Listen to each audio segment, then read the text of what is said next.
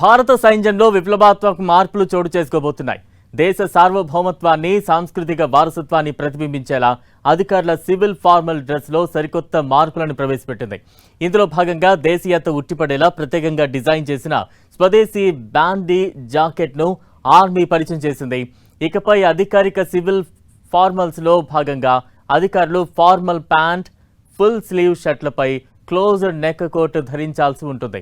ఈ సరికొత్త వస్త్రధారణ సైనికులకు మరింత హుందాతనాన్ని తీసుకురావడమే కాకుండా భారతీయ మూలాలను గర్వంగా చాటి చెప్పేలా రూపొందించబడింది. బ్రిటిష్ కాలం నాటి వలస రాజ్యాల బానిసత్వ ఆనవాళ్లను పూర్తిగా తొలగించాలనే లక్ష్యంతో భారత ఆర్మీ ఈ కీలక నిర్ణయం తీసుకుంది.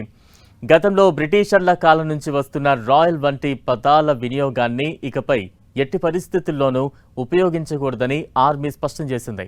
దాంతోపాటు బ్రిటిష్ సైనిక సంప్రదాయానికి చిహ్నాలుగా ఉన్న పౌచ్ బెల్ట్లను, అలాగే ఉన్నతాధికారులు అధికారికంగా కత్తులను వెంట ఉంచుకునే పాతకాలపు పద్ధతులకు శాశ్వతంగా స్వస్తి పలికింది. ఈ సంస్కరణల ద్వారా భారత సైన్యం పూర్తి స్వదేశీ హంగులతో ఆధునిక సార్వభౌమత్వ దేశంగా సరికొత్త శకంలోకి అడుగుపెట్టింది.